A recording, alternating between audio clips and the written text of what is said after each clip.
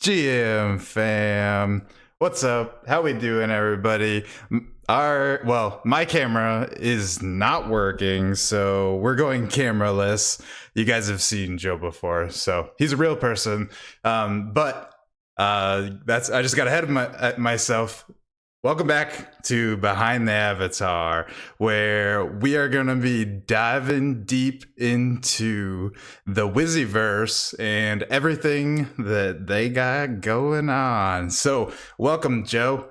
Back to the show. He was on our show way back. I don't remember when, but if you want to go check out the replay, it's on YouTube somewhere. Just scroll back a little bit and you'll find it. But how you doing, man? Man, busy. Very, very I busy. bet.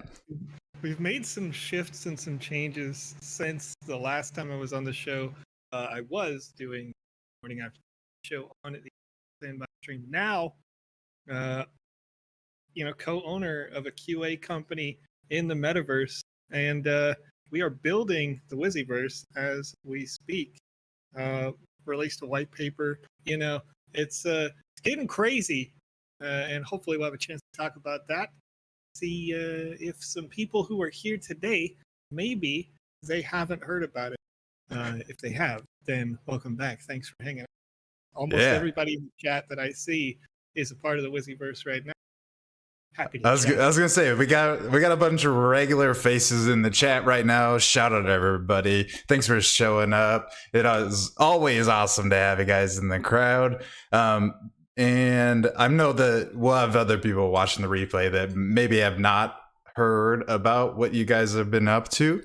So if you want to just start this out with just a little intro of what Wizzy is, maybe, and then we can dive on into the Wizzyverse. Yeah, I mean, okay, so let's go back. I got a little lore beat because I think not everybody in the chat is going to know this, but between probably this date, maybe the 10th of June, that would be the latest, maybe the completion of Wizzy the Blue. But starting in late May 2020, Wizzy the Blue was asked by Alex Camisaze Flores in an official Sandbox game stream. He said, hey, we're going to make an avatar today, not an avatar per se, but an NPC that can play inside your games, and we'll build a game together on a live stream, right? And there were some pre-canned things. This is a very early, very rudimentary version of the Sandbox Game Maker. We had maybe 10 people in the chat at the time. Like nobody really knew what the Sandbox was. Nobody really cared what the Sandbox was. Sand Token didn't even exist, but we were building then. And the Wizzy the Blue was created based off of feedback from the community directly. How do you like the hat? How do you like the sleeves? How do you like the robe at the bottom that, sort of looks like this when it's running, nonetheless. So, and the character was built and created then, and it was minted by Alex in a limited run of 200. And those would then be given away for free on official live streams. And that tradition stays true today. New Wizzy content, new Wizzy hats, different colored Wizzies have been given away for now over 3 years on the official live stream, week after week, show after show, by Alex and myself, sometimes Lucas, sometimes Conrad, sometimes Panda. Lots of different people have given away these assets as a thank you to the community. That's starting to culminate now into what is a huge avatar project. And by design, my intention for that project, Alex, when we were sitting down and talking about it, is to flesh out the lore beats, of course, of the Wizzyverse, get people to understand more about what that is as we build experience for it, but also to make something that is undeniable, right? I want to make something that is so damn good that people will look at it and say, I gotta have that, regardless of whether they're in the Sandbox game or not. Because when I look at Avatar Project in the Sandbox game, I personally feel like most of their scope is too small.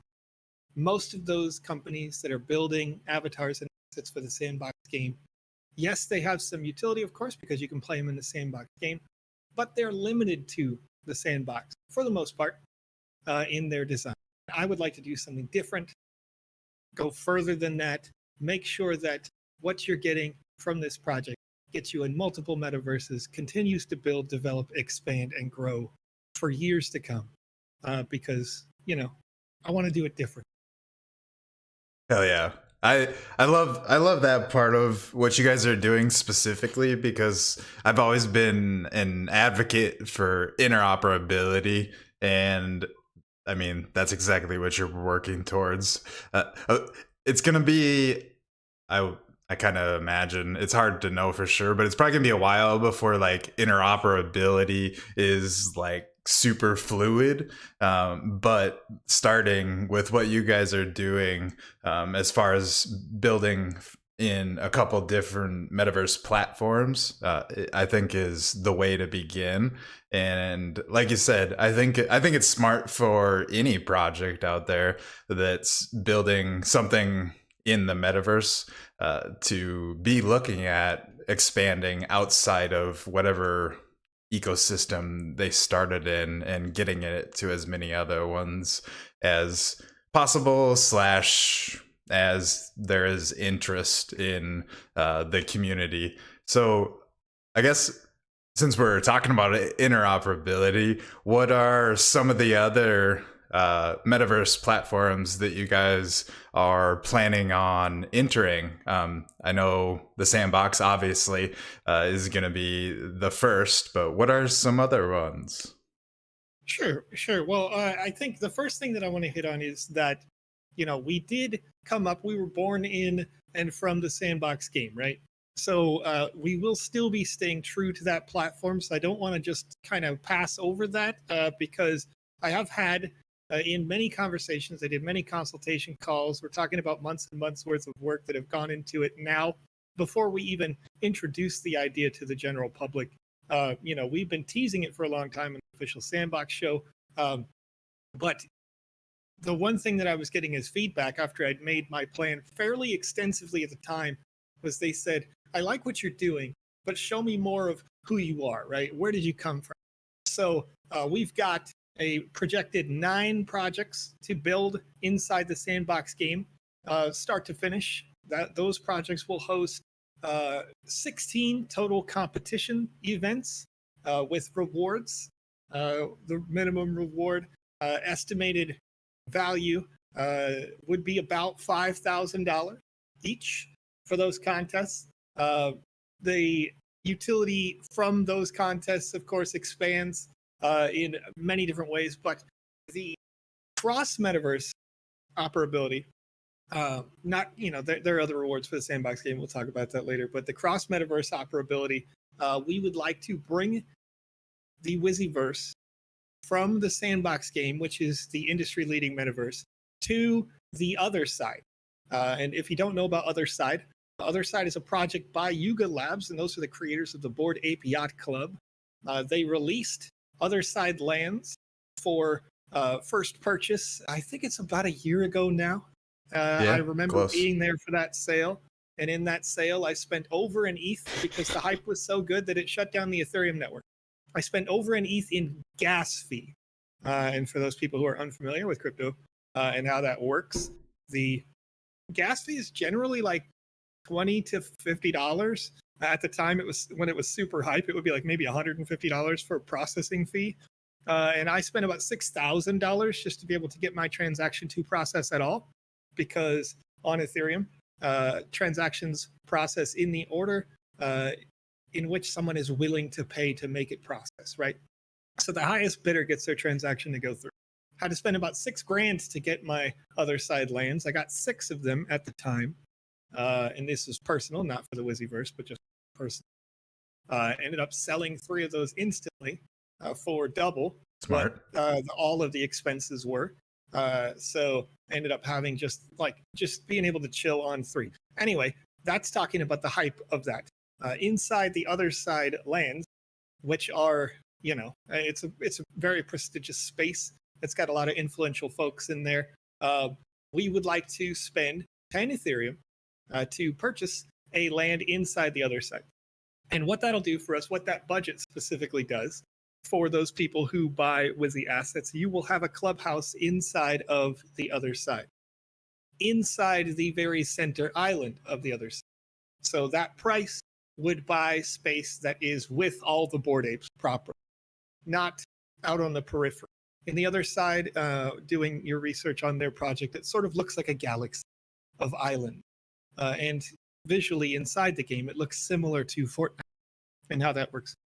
So, for fidelity, it's very nice. For scalability, it's exceptional. Other side, the thing that appealed to us about that space is that when they do gameplay tests, they do it with thousands of people concurrently doing the same test on the same screen at the same time, able to interact with each other with proxy chat. So it's a very highly social space. And other side, early development research that I've looked into, things are very customizable, where the characters that you are using should be highly customizable. The lands that are purchased should be highly customizable, similar to the way that it is done in the sandbox game, but not the same. I would describe it as higher fidelity, again, higher scalability. And I think that for that reason, it's possible that Yuga Labs and their other side space becomes a premier, if not the premier metaverse in the future.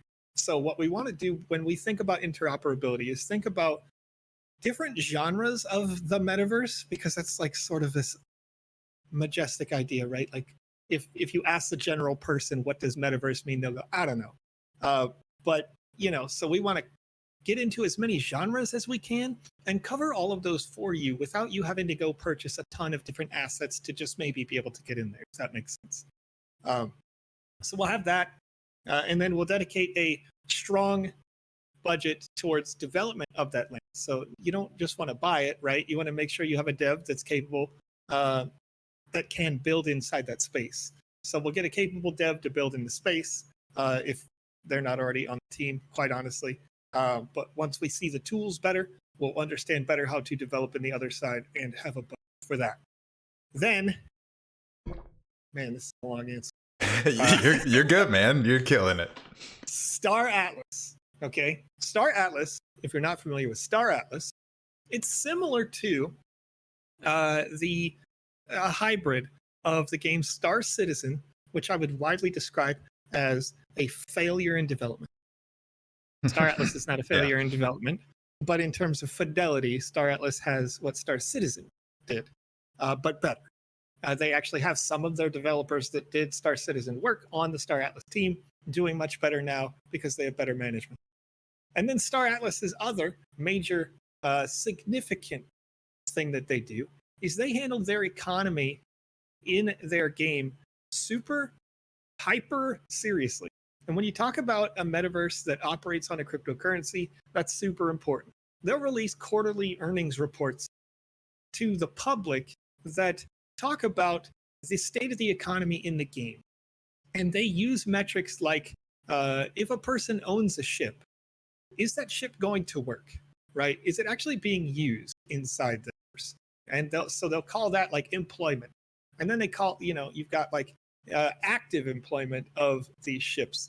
And, they'll go out if they're used once a week. That I don't know the exact number on that, but it's used. If it is used actively, then it is in service.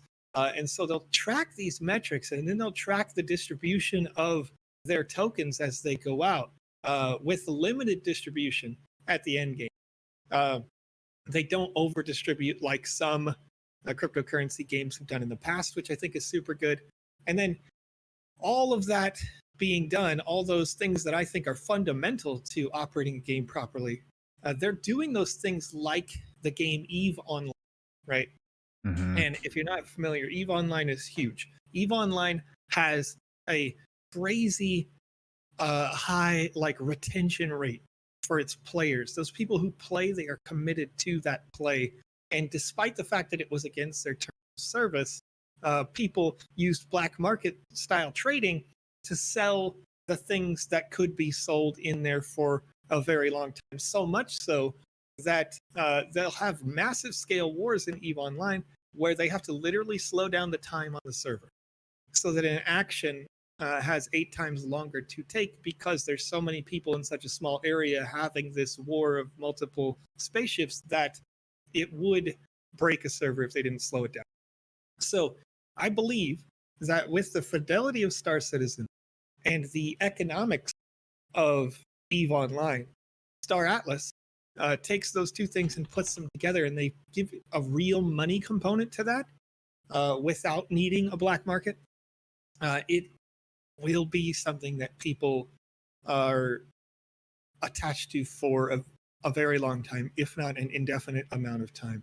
It's currently being built on Unreal Engine 5.1, which is, the highest fidelity game engine in the world.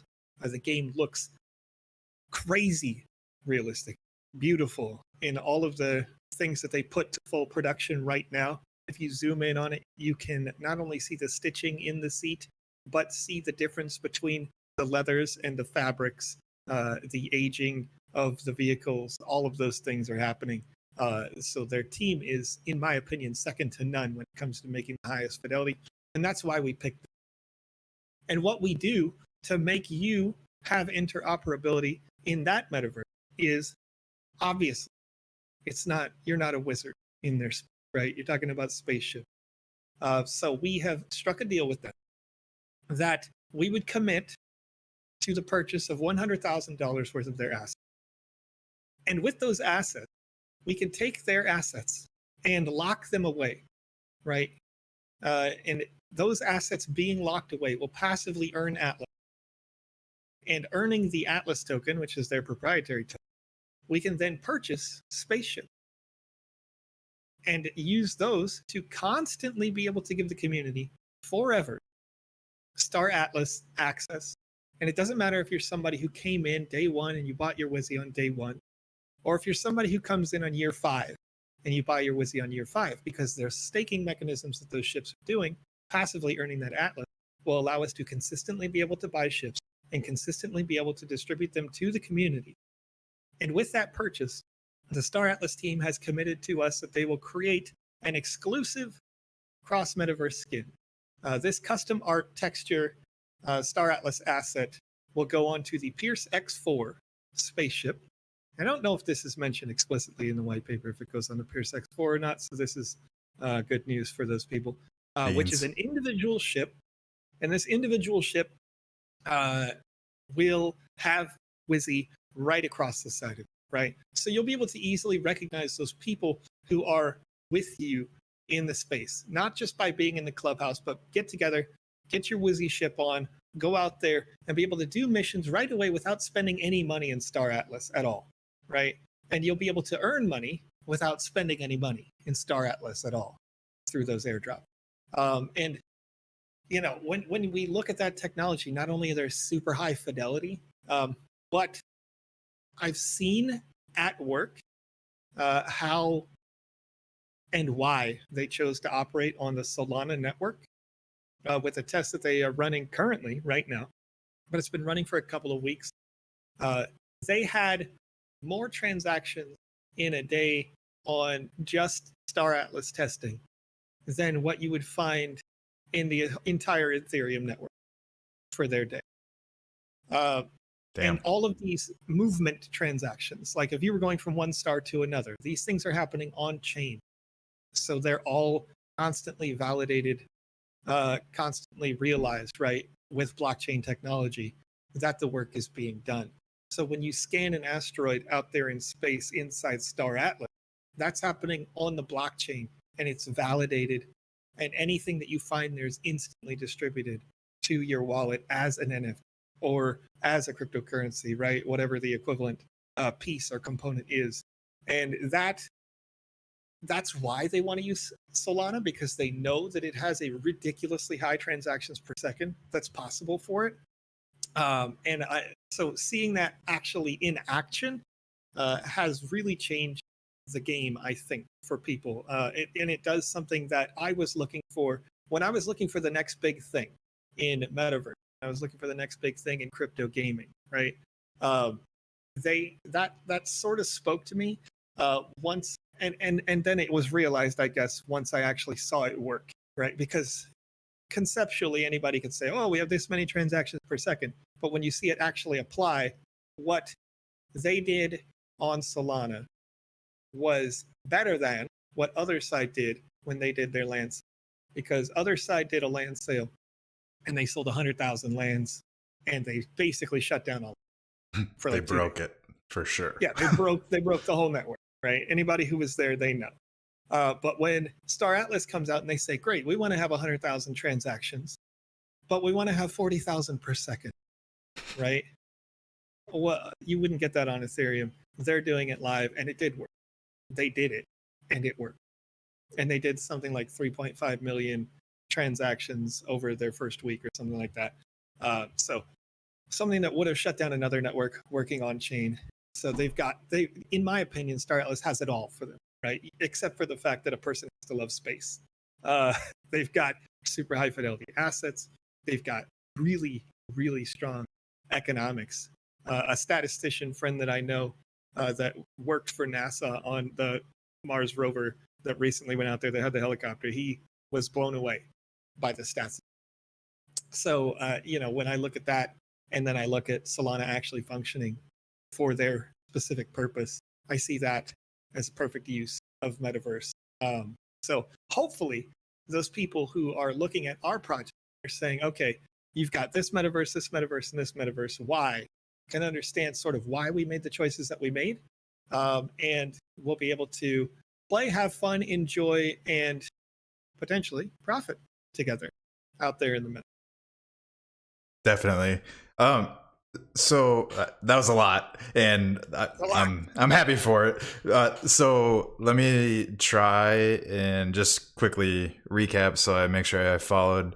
And this is gonna be really brief compared to what you just said. But so basically, sandbox, 9 projects, 16 competitions where you can win sand, right? Sand. Yep. I would imagine. And then wait, no. No. 16 potential earnings. Okay.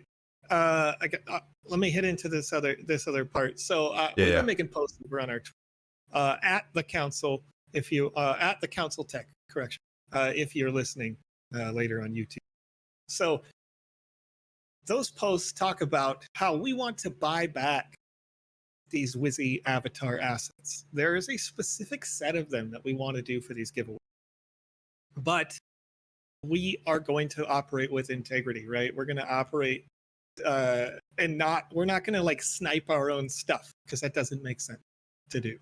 So we have these 16 one-of-one assets that we call Archmages. They are the OG Wizzy that are in the Wizzyverse. We've got the Prismatic Wizzy, we've got the Wizzy the Black, the Wizzy the Green, the Wizzy the Purple, Wizzy the Orange. We've got something the Red. And those assets, Wizzy de los Muertos, Santa Wizzy, and new derivatives that we haven't specifically talked about yet, right? Wizzy the Green Overgrown is one of those, and many more. So you can check those out. We're putting little teasers up on Twitter. We're buying those back, and we're dedicating a budget of $175,000 to that buyback, estimated based on the current math that I have, right? So if in total we're buying those back from you, those assets will be, as the Wizzyverse continues to grow, the things that we will do as giveaways in those competitions. So sorry, for those 16 contest giveaways, the assets that we buy back will be giving away. So not only will we buy those assets from you if you're willing to sell them to us for $5,000, or for the largest one, I think it was $75,000 at my last estimation for each.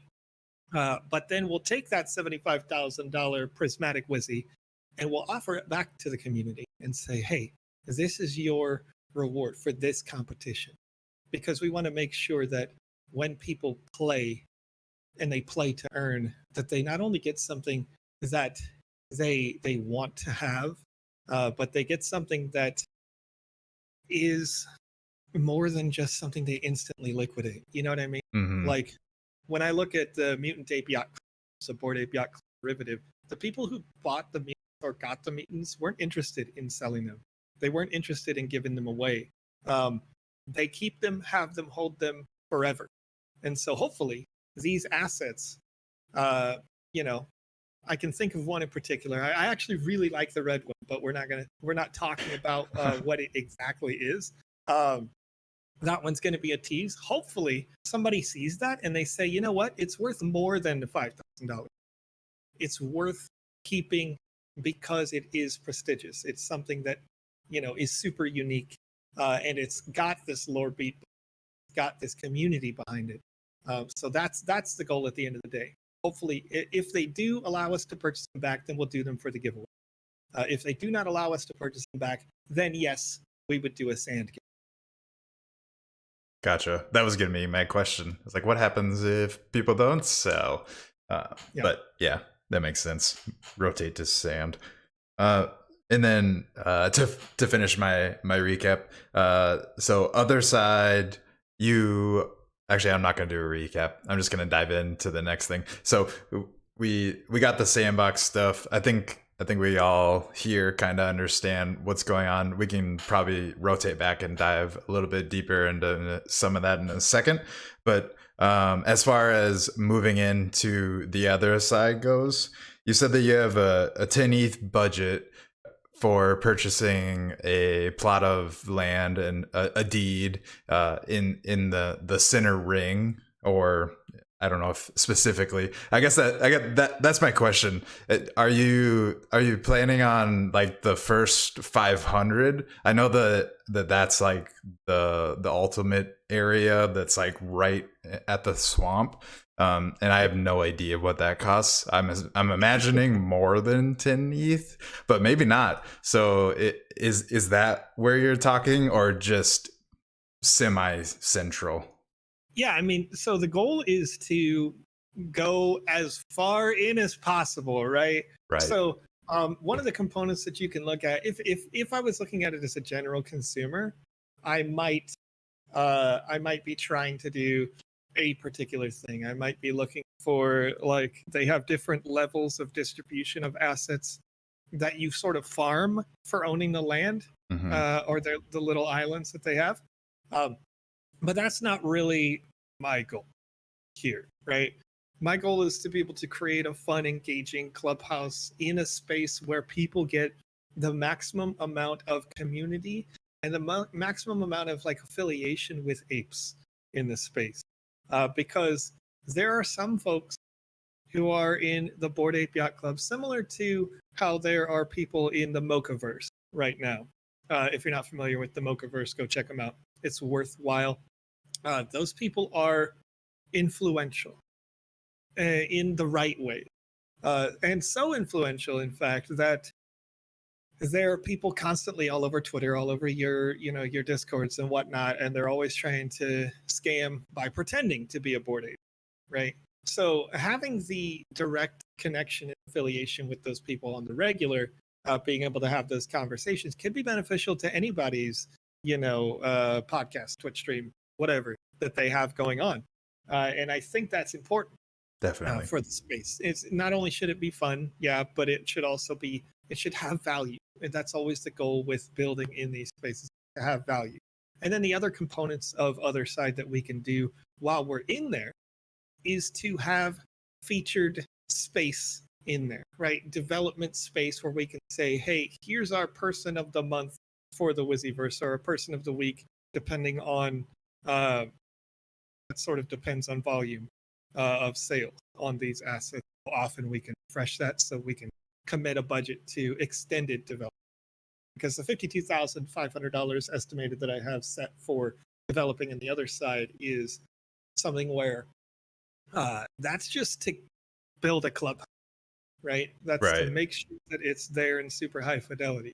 If there's extra budget after it's done, if it looks good and it's finished, then that can be committed to the more consistent rollover of, hey, here's Crafter space.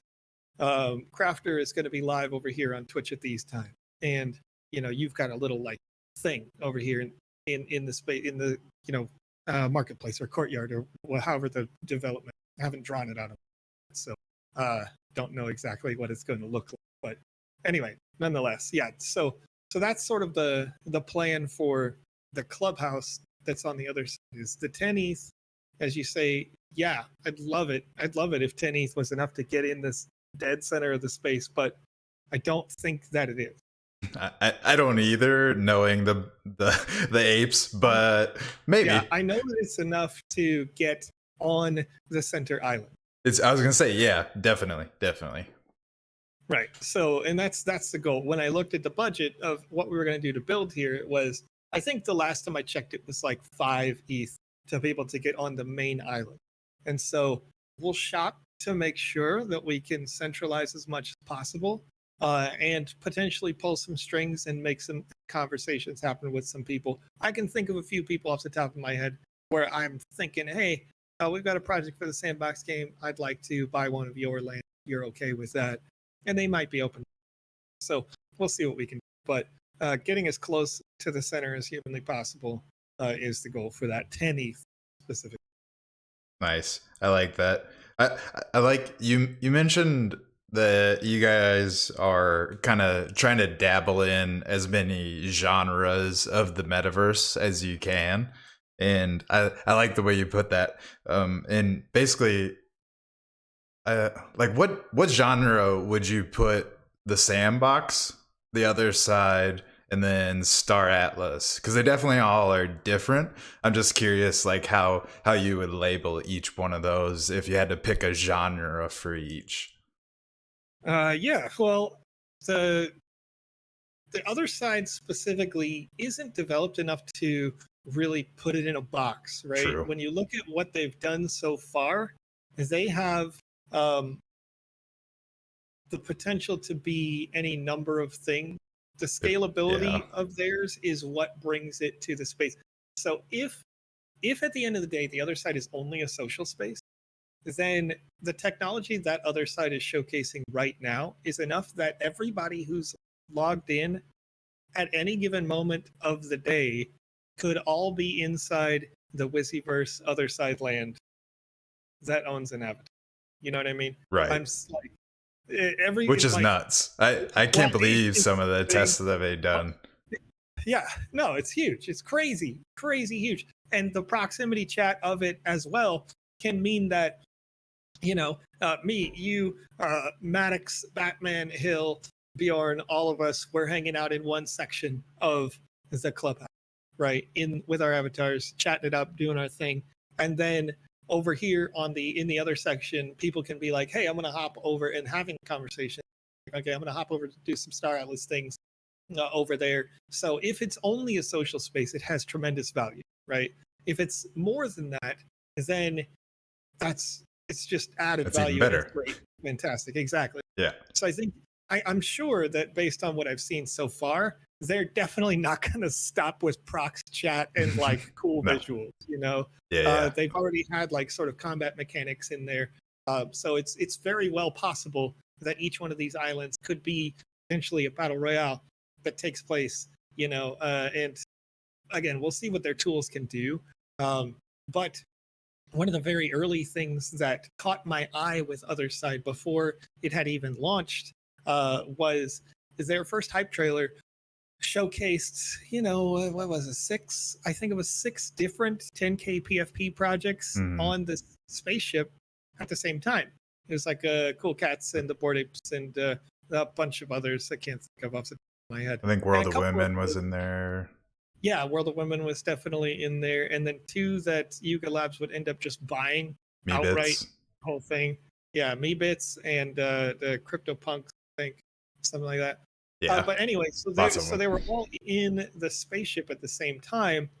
And one of the early things that was talked about, and it was only really talked about by founders in the Discord, was that they wanted to make it easy for you to take your asset and import it into the other side with a direct tool. And so something we've already done for people, and we've already seen people creating with this, is that for the Wizzyverse, the assets that we've already created, we made those assets originally in box, but they're rigged and ready and working smoothly as GLTF files that you can already download in the official server. And so what we'll do with the 10K project is, regardless of how your asset gets rolled, if you like the voxel style, that import should be pretty easy to do. You know, exporting it as a GLTF is pretty easy to do. And you could take that GLTF and import it into your other side experience, and you would have a direct one-to-one translation of your character in other side, assuming, again, that their tool comes to fruition. I tried, you know, when we look at the white paper, I don't like to write down that I don't know 100% can be done, right? Right. But when I'm looking at a metaverse like that, looking at a team like you guys, I'm thinking to myself, like, that's what we want to see. And that's interoperability at its finest, right? Like, because anybody, you know, if you've already associated your wallet with it and you've imported a GLTF custom avatar of it, then people can always open up your stuff and be like, oh yeah, you really do own the OG thing. That's great, you know. So the person who, whether you own the, you know, the Archmage assets or you own the other Wizzies, which have already come to trillions of combinations, Alex did them. That each one of those should be unique enough that people will recognize it as what it is, but then also see it for its original.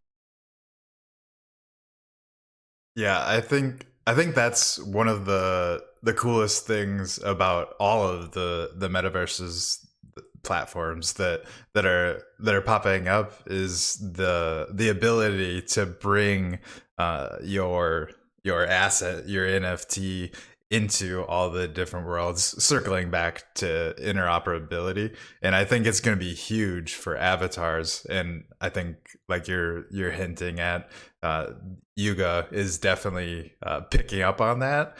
And I mean, it just makes sense as a business move. You want you want all of these other collections that are out there to want to use your product that you're building. So it's almost inevitable that that's what is going to happen. It just depends on how long that actually takes. Because, like, for instance, with the Wizzies, would the tool that you're talking about turn them into like a higher poly version, or would they still be the voxelated Wizzy just in the other side? Yeah, well, they would Nobody definitely knows. still they would still be voxel. Okay. I can confirm that, right? Because the tools that, when you talk about any importing tool, they're going to take the GLTF file, they're going to import it into whatever version they need, if it's not just GLTF, and that's a pretty good industry standard file, right? And then it's going to optimize it to whatever tries it allows, which is to say, each square is actually two triangles, and that's how it translates in the any rendering. And then it's going to texturize that appropriately based on whatever input data that you have. So it could be that everybody gets a GLTF and then we separately have to make texture maps for them. If we make a texture map for your asset, you could potentially look at your texture map and say, nah, I don't like it. I'll remake my own, depending on how their tool works.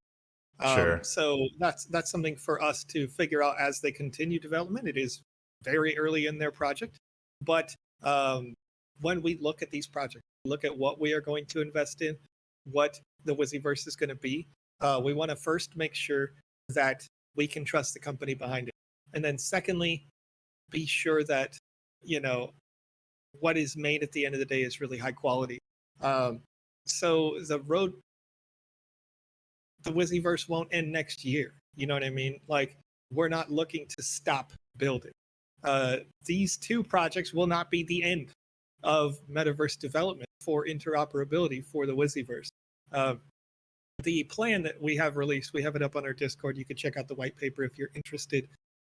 It's very highly detailed and everything operates on percentages. But that plan that we have up doesn't include at all secondary market sales.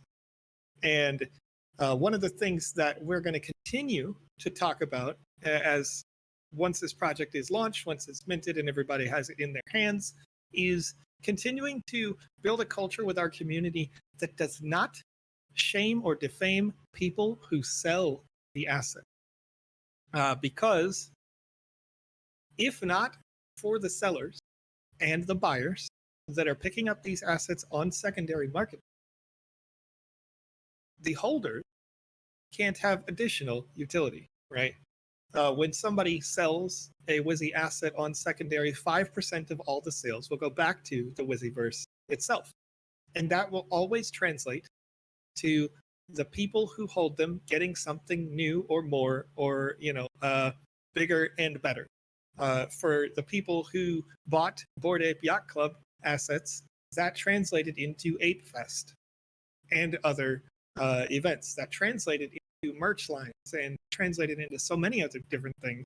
And that's not just true for them. It's true for many, many, many other projects that, have reinvested in the community. So the secondary sales, beyond what we have here in this project, can continue to advance the project going forward in a lot of different ways. So again, it's about building a culture of, hey, yeah, sure, that person sold, but they sold to someone. So say hello to the person who they sold it to. Don't say, screw you, goodbye to the person who sold it. Does that make sense? Right. I hate that. I mean, everyone sells for a reason, and that's their reason, and let them sell. Like, I don't know why it matters. I don't know. Yeah. No, I mean, I ran into that personally, and the reason why I wanted to like foster that culture, right? Like, I've been in this space for years, specifically just for the sandbox game. Been building for 3. We're doing QA and development every day. I sold after saying thank you to the person, we're talking about like a week span. I was saying thank you to the person who developed the land for the sandbox, BAYC Miami 2035, right? They built this land, and it released in season 3 of the sandbox game. I remember testing it. I thought it was the best game that I tested in terms of understanding its community, in terms of being high quality, being really well-rounded experience. I gave them some direct feedback and said, you are a star and you should continue to make sandbox games for a very long time because you know exactly what you're doing. And not a week later, not this same person, but I sold a Mutant Ape Yacht Club asset and the 3 other side land deeds that I had because I was buying a house. I lived in an apartment for 10 years, buying a house with the money that I made off of owning these assets. And I had people in their community, not the OGs, not the ones where you recognize their name, chatted all the people in their community were like, screw you, guy, bad guy. Oh, you suck. You're never going to make it. I hope you fail, blah, blah, blah, right? Yep. And I was like, who hurt you? Like, what's wrong with you? We can do better than that. So we're going to continue to foster that kind of, the opposite of that. The positive parts of the community, we're going to foster the positive parts of the community. We're going to try with our ambassadors that we've had onboarded in the last week or so, with our moderators who are fantastic. We're going to continue to foster that really strong community in the space and say hello to people, encourage people to go places positively and go with positive mindset anyways. So, yeah, sorry. I feel like I went way off. No, I mean, I think that's an important topic to bring up and to hit on, because at the end of the day, we're all here for one main reason, I hope, and that's to have fun and to connect with each other. But you're also having chances, and it's a chance, it's not a guarantee, but you're having chances at all these life-changing money opportunities, and you shouldn't fault somebody for taking advantage of that and changing their life. So, I mean, buying a house with a couple JPEGs that you bought, like, that's pretty fucking cool. So I feel like we need more people that are like, hell yeah, like you just got a house because you were playing online with some made up, well, it's not made up, but sometimes it feels like it, fake money, and right. it's crazy. And I don't know, I feel like it's just easier for people to be negative, and that's just a lot of people's default, and that's unfortunate. But what can you do other than just shrug it off and be like, I'm gonna be the bigger person and move on. Yeah, well, I mean, okay. So talking about generally NFTs, right? If you're investing in a project and you've actually done your research and you believe in the team and you believe in the project, I do this personally. It doesn't always work out, but this is what I do personally. If a thing is going to mint, I'll mint 3 or in Yep. quantity. And why do I do that? I do that so that the first one I can instantly list on secondary before anything reveals for 3 times as much as I bought that one for. That means that the other 2, if that sells, are completely free. Right? Yep. Leverage the hype. That's That's fine. that's the way to do it. That's what I've been Yeah, doing for 2 years. yeah, yeah. And then you have 2. One you like, you love it. It's your avatar. It's the thing you're keeping forever.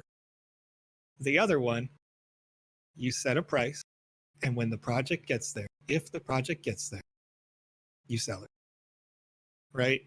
And stick to that price. That's my problem. I always fall in love with the projects, and I'm like, oh, maybe they can do 10 more, and so that's just something I've learned. It's like, just stick with your price. Yeah, absolutely. Like that's one of the first most difficult thing to do in crypto or NFTs or whatever is to not sell the bottom. That's the first hardest thing to do. Yep. You see it going down and you're like, no, because you were only thinking about money. If that is your mindset, then that's the hardest thing. The second hardest thing to do is to take profit, right? A lot of people miss this. They get there and they get emotionally attached to a thing, and they're like, oh, I gotta catch them all. I gotta get everything that they have. But once you're in there and you're in the money on a project, and then it's not about that anymore. Then it's about what we've been talking about. It's all about community. And I think you're going to see people who, I believe that the people who are currently in the official Discord for the Wizzyverse right now are all people who want to be there because we're all at this point like friends, right? We're all community that we've seen each other around. A lot of us have met in real life at this point. We're doing these things because we love it. But there's always going to be speculators and new people who come in who don't know anything about the project. And those people who come in, we can say, hey, thank you for being here, and give them those recommendations. And that's going to, ideally, that's going to create stable economic for, or expectations for what the price will do over time. And then what we build for that project will help, of course, appreciate the price over time if people like what we're doing. So when I built this white paper, when I built this plan, and I ran it, Alex and I bounced back and forth on it quite a few times. We bounced back with some consultants on it quite a few times. Built this project, and 2 things happened. The first thing was that anybody who saw it that wasn't working in the company just said, wow, right away. Because it was well thought out and they know the team, right? So it can be executed. And then the second thing that happened, which didn't occur to me, is once it was all final, once it was completely done, I released it. And somebody said, I don't know if you know this. This is actually longer than the Sandbox original white. And the Sandbox now, it's lengthy, that's for sure. Yeah. And Sandbox is a multi-billion-dollar company at this point, right? And so if we should get so lucky and people love what we're doing, and we can showcase that interoperability function, we can showcase that our team is professional, our team is meeting expectations of the community, this can go to any distance that people will allow for it to. And I was on a walk like 2 days ago, right? Because I'm constantly thinking about the community feedback. I'm thinking about where the litmus test is, how Hmm. people are feeling about what we are building. And I've had a couple of people ask. They said, "Hey, we're minting these for 500 sand tokens. We're minting them for 500 sand tokens, knowing that that is for an avatar the highest price that an avatar has ever been purchased for when it comes to a the sandbox game avatar asset. But we are also minting those for that price, and that's for people who own the for existing with the assets, right? 600 sand for somebody who doesn't own or gets on the public list, and there will also be an Ethereum option as well. So I'm gonna put that in there. But I we're like doing that. that knowing that we have all of this, right? If you compare this to any other project, the Rabbits avatars, the Parasol avatars, the Snoop avatars, the whatever's, well, maybe not the Snoop avatars, they have some good utility. But you compare that to all of those other projects, and nobody has a plan. Nobody has intention like we do to build things properly, build in depth, do huge community appreciation events, do NFT equipment drops, things like that, do custom merch collections and custom art.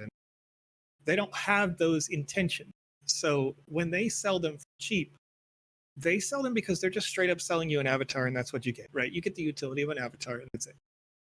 Where we're giving you avatar, we're giving you interoperability, we're giving you all these other functions. We're buying things back from people, like one lucky person is going to get an offer for $75,000. That's pretty huge. You're not getting that when you buy a Rabbids avatar, you know. So I think people will be able to see that utility when they look at that price. But anyway, so I'm walking down the street, um, and I'm thinking to myself, like,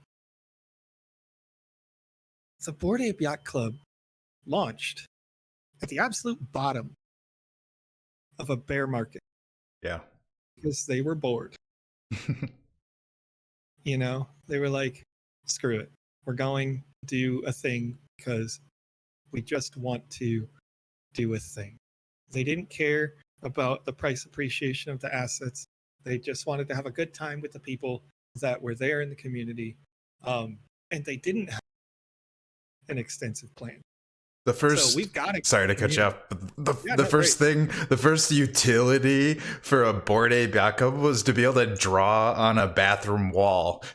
And it Yeah. was full of Yeah. dicks. Like, Of course it was. Yeah. And then there those was were like the a little days. war. There was like a war on that wall too. You know what I mean? Yeah. Like where people were like thinking together as a collective of 10, 15 people, like, I want this section to be this flag or whatever, Yep. Make it the Irish flag, and the so we're building in this bear with a community that has been built over years through the bull, through the bear. Community's still here. We're building this with a plan that's solid, finished, ready to go to market. We're building it with partners and people that we've been in conversations with. I specifically, when I think about the Star Atlas call, I remember being in their call, and they've got some fantastic community managers, and shout out to them. I was in a call with them, and their lawyer was laughing and having fun. And I'm like, okay, That's this is going different. to be good. We're having a good project. This is good. It's a good community. It's a good project. It's good. They liked what we had to offer. We liked what they had to offer. And they were like, yeah, this is great. Let's go.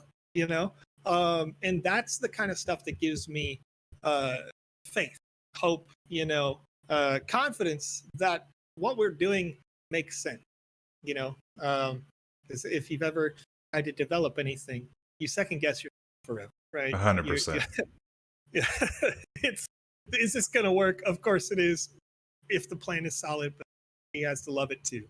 And so far, everybody that we've shown it to has loved what we're doing. Everybody we've shown it to is invested in what we're doing, and they understand why the price is where it is. They understand the value of that price, and just doing something. Like for me, the bear market doesn't matter, right? It was $1,400 for Ethereum at the peak of the bull market before this last. And now everything, people are talking like the world's on fire while Ethereum is like $1,800. Right. You know, so Which feels good. Yeah, feels good. You know, it's like Which is weird relative. because everyone did not feel good whenever it went under 2000, but now that it's hovering near there and we're in this really bad market, like it does. It feels great to me. I'm happy that it's kind of sat right there. Yeah, no, I agree. But I was there. Before Ethereum was 1,400, I was there. After Ethereum was $1,400, it went down to like $120, $150. And I was like, okay, we'll buy more. We'll do more. You know what? You know what little company popped up when Ethereum was $150? The Sandbox. They don't care that it's a bear market, right? You're building and you're actually investing in your community and you're doing things the right way. And that's our goal. When we look at this project, when we look at the future for the Wizzyverse, it's to not think about what the price is of one asset or another, to set a budget, commit that budget to specific works, and then execute that plan. And in the end, that will, that'll relate to project number go up at the end of the day, right? Definitely. The people who hold it, because their continued utility will continue to drop, that should appreciate that price. It should bring in more community love what we're doing. And every time the community can love what you're doing, your price appreciates, speaking. So I see that's a typical trend. Hopefully that's how it always rolls. So we had a little bit of a delay, but we're right around the hour mark. I just want to let everybody know that I'm going to be dropping a link in the chat right now, if I can find it. And you guys are going to fill out that form and you will have a chance to win one of the two what was it? I already forgot. The Wizzy the Purple's enhanced hat asset that Kamisazi created, and you guys can't see it because I didn't switch my screen. So there it is, right there, and this is what you're gonna have a chance to win. So make sure you fill that out. We're gonna draw 2 names on stream and you will win. So good luck. Make sure you fill it out and we will draw for that in just a little bit. I want, because one, we got rated, so we got quite a few more people here viewing. I want to give you a chance to maybe just give a quick little plug, recap, whatever you want to do, to let people that are new to this conversation know what we're talking about, and then let's segue over to a little quick Q&A. I got a handful of questions from a few different people that either commented on a Twitter thread or sent me messages individually if they didn't want it out there for whatever reason, and then we'll wrap things up and we'll finish with the giveaway. So yeah, give people just whatever you want to give them. Welcome to the stream. Thanks for the raid, and go for it. All right. So what we've been talking about here over the last hour is a new NFT project focused on the community project we've been giving away at the Sandbox official live stream for 3 years. This is a project that's made by The Council. The Council is a company owned by myself and Alex Kamisaze Flores. We've been here, we've been building, we've been creating inside the Wizzyverse, this Wizzy 10K avatar project. Will get you 1 avatar inside the Sandbox game and a ton of interoperability rewards for other metaverses, because we're doing differently. We don't just want to build inside the Sandbox game. We want to make sure that the avatar or asset that you purchase has utility in lots of different places that are fun, places that are interesting. So we've got building going on inside the other side, which is a Yuga Labs, or the people who created the Bored Ape Yacht Club metaverse, and the Star Atlas metaverse. So Star Atlas is a space-based grand strategy game built on Unreal Engine 5.1. So we'll be creating in both of those spaces, as well as additional utility for custom merch collection, custom art NFT.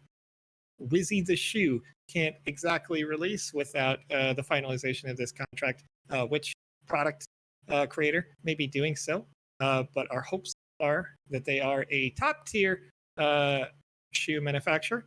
Flick Play, if you're not familiar with Flick Play, the Flicky Gang creates augmented reality assets that you can place inside and dance around with your Wizzy. Then we've got NFT equipment, which are asset development airdrop committed directly from the lead artist from the Sandbox game, Alex Flores. He'll be making you a full armor set relative to your Wizzy that you can use inside the Sandbox game. Community appreciation events. We've got Wizzy New York City, Wizzy NYC, over $100,000 dedicated to that community appreciation event. Another community appreciation event, because not everybody lives in North and South America. We'll be going to Wizzy Paris in 2024 as well, hosting a huge community appreciation event there. Then conference events in Non-Fungible Tokyo, NFT London, NFT NYC 24 and 25, and building a community DAO to take the reins on ownership of this property over the long term, so the community can have direct say in what the future of all of our stuff that we do with the secondary market sales that comes in. And then probably one of the more interesting points, and the one that the community has seemed to attach to quite a bit, somewhat predicted this, we're also buying back 16 unique Archmage assets, which is to say they are the one of ones, they are the uniques, they are the super special assets that we need to have as the council for lore reasons. And on top of those lore reasons, we want to give those away in contests and competitions later. That means for 15 of those assets, we will give you an offer approximately worth 5,000 US dollars to buy that asset back from you on OpenSea.io. If you don't want to accept it, you do not have to. Maybe you love it, maybe you don't. And for the specific asset titled Prismatic Wizzy, which has not been revealed in what it looks like yet to the community, but you can check out our little teaser over on Twitter. We're going to give a 75,000 US dollar offer or thereabouts.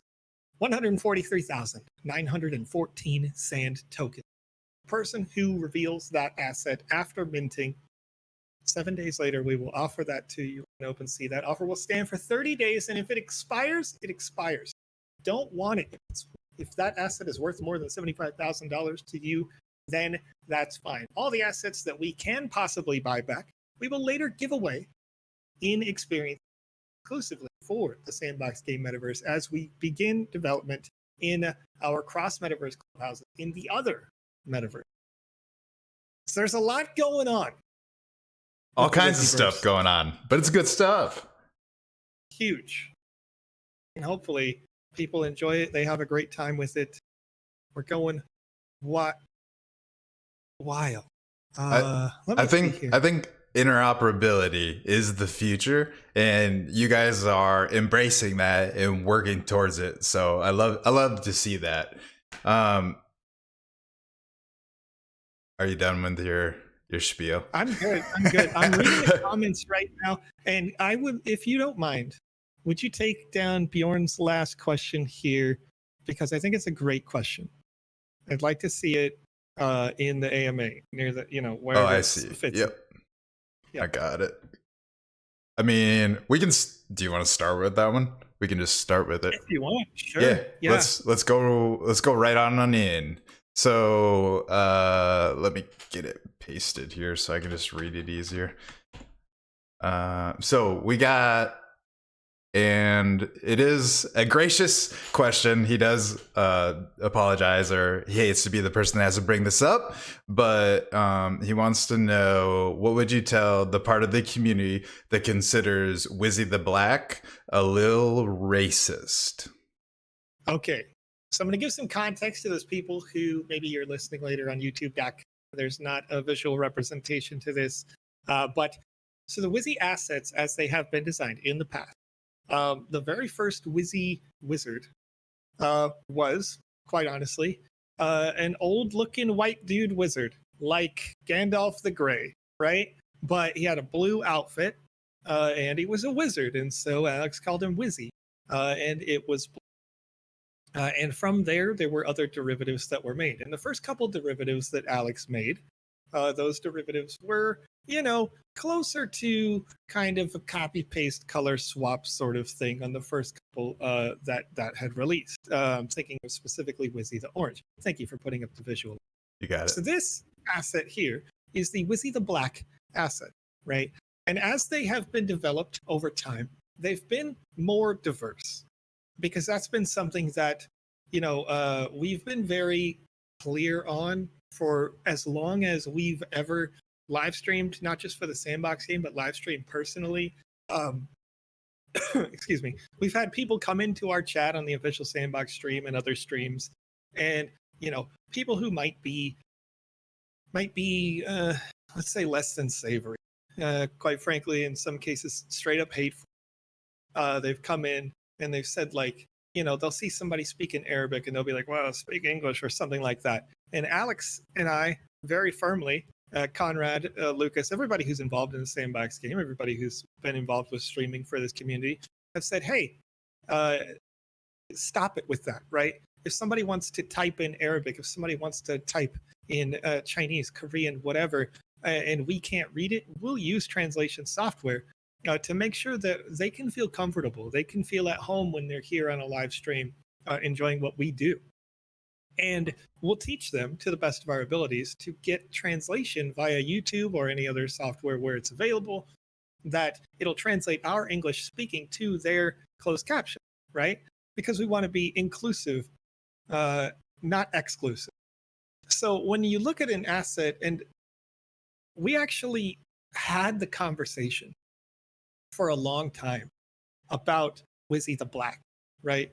Because in the US, when you say some person is black, generally you're talking about skin color, you're talking about what is they at face value, what do they look like? And so the question came up, like, we're designing Wizzy the Black as the character that has the black hat, right? Not as what is their skin color.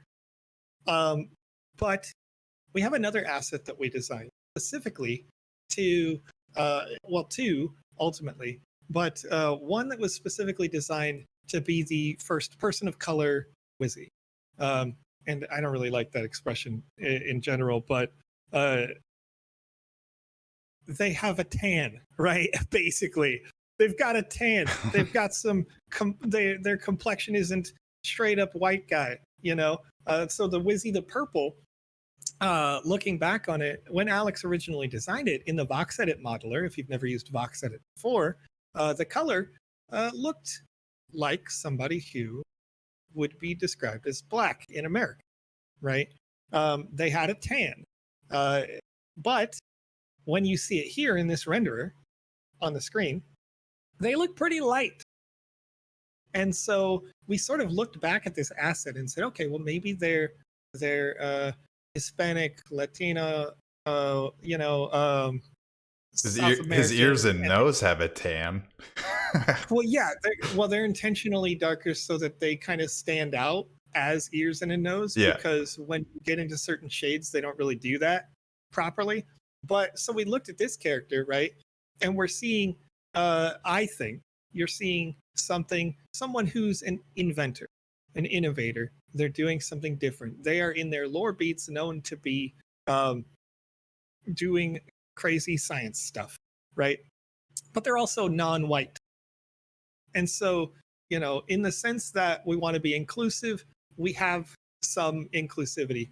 And then when we were, keep in mind that a lot of folks don't know what the intentions always were for the color spectrum of Wizzies, but we've known for years what the color spectrum would be for Wizzies in terms of like what color hats they wear and their robes and such. So when we get to Wizzy the Black, it's, well, we want to make sure that we have representation for, you know, that third of the world that is black, whether you're black African or you're black Indian, right? Like you should be able to see those assets and think like that is me, right? So the Wizzy the Black asset was designed with respect to and not limiting to those people, like the armor, and again, like it's in a lore beat, actually one of the more intelligent of them. So hopefully people, you know, quite honestly, you're probably going to see that come up. You're going to see it come up at a certain point. Somebody's going to bring it up in the chat and they're going to say something. No But doubt. the answers are going to be consistent, right? We're going to say we have proof on video of us showing respect to the individual. We have proof on video that we care about all people and we don't care where you came from and we don't care what your situation was before. We're going to by default believe that you're a good person and you're going to show that out here when you're with us in the Discord or you're with us in the metaverses or anything like that. So, you know, and something that we haven't talked about publicly, but is in the plan, is we developed a Santa Wizzy, right?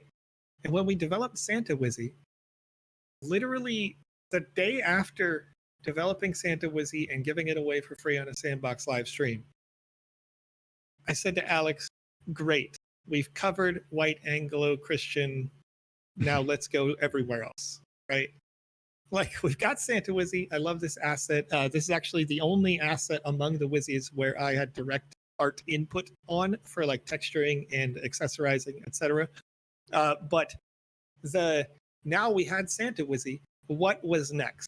And we created the Wizzy de los Muertos asset, where that asset is sort of the Day of the Dead, Dia de los Muertos, which is a traditional Mexican or LATAM holiday where you celebrate your family and the history of your family. You know, so this art style in particular for this asset was chosen with that in mind as a celebration of the dead and a remembrance therein for that culture.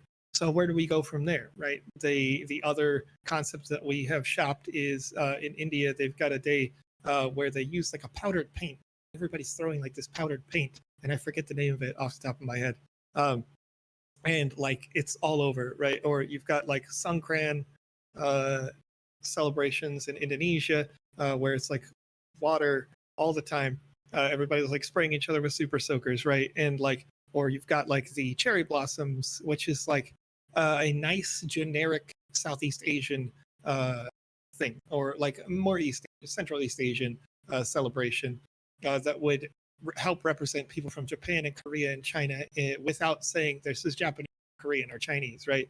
And so we think about these things, these holiday assets, we want to release 2 a year as we continue to develop in the Wizzyverse that are, you know, special to people of all cultures and all types. And we've thought about this for, you know, again, for years.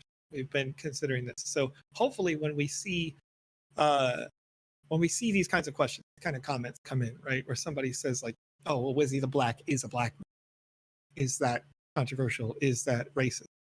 Hopefully they can see that the true culture of who we are and like what we represent and what we foster in the community is inclusive, not exclusive. And so that, you know, the questions will come up, but we can prove it out over the long-term duration of the contract, or not the, but the the existence of, I say contract a lot in my calls. Yeah, the existence of the Wizzyverse. 100%. And I think that was a great way to answer that question. And I think people that know you guys, it's obvious too, but outsiders looking in, I can definitely see it coming. So, yeah, I think that was a good way to kind of put a wrap on that. OG says nobody and I know the council isn't racist, but we honestly had a laugh at it. And to be honest, when I saw it and I saw the name, that was instantly what I thought of too. But that's Yeah. just, I mean, that's where we are culturally. It's definitely on everyone's minds, but I don't think you did it in a distasteful way. So Right. Well, I yeah, think that's yeah. Again, it was something that we talked about actively and went like, man, the only color we have left for the robes is black. Is it appropriate to make this a black man? And it was like, well, yeah, because where's our, where are the black guy? Where's the representation here? Where like got folks all over the world like that all should be represented here in this collection. Um, and yeah. Anyway, so hopefully is somebody gets that and they're like, yes, I love it, yeah, and anybody who doesn't love it can sell it back to us and we'll give it to somebody who does. 100%. Is there going to be multiple I don't know, traits that are skin color? Can you give that away? Yes, Yes. Okay. Perfect. Period. absolutely. Yeah. Yes. Love it. Um okay, next question. We put a wrap on that one. That one's good. Okay. I'm just gonna work my way down the list. It's really in no order. I just copy and pasted them as they came in.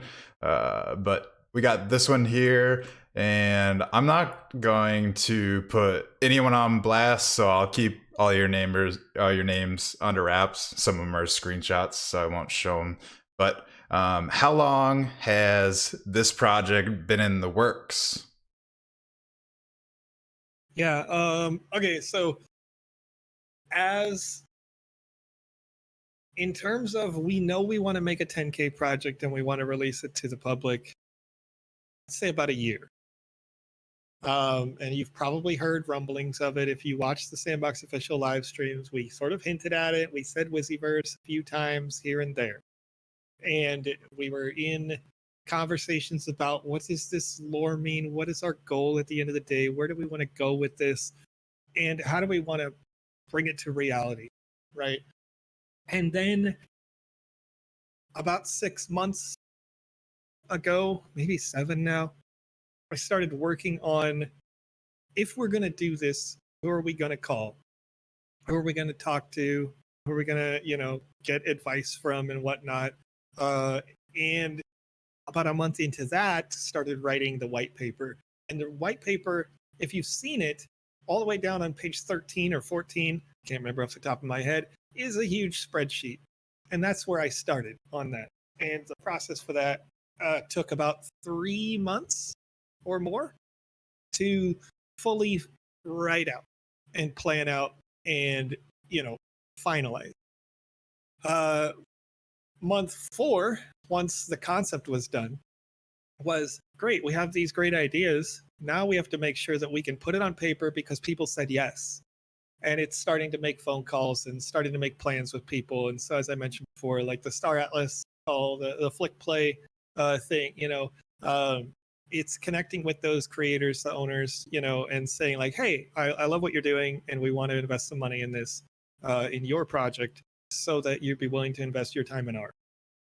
And so then it's writing out those contracts and getting those deals done to make sure that, on the one hand, we can guarantee that we can hold up our end of the bargain and guarantee that they hold up theirs. And then also, on the other hand, have the stipulation that if the US dollar catches on fire tomorrow, we're good. Everybody's fine on all ends. You know what I mean? Right. So that was like sort of the remaining month before we launched the Discord, a couple of weeks ago, was crossing our T's, dotting our I's, making sure everything is good. And then, building the conversation, building the hype, making the calls to get into podcasts like this. And, to get people to understand what it is we're doing, where we're going. And this is now, like, in my opinion, all of that work, yeah, it's been a year.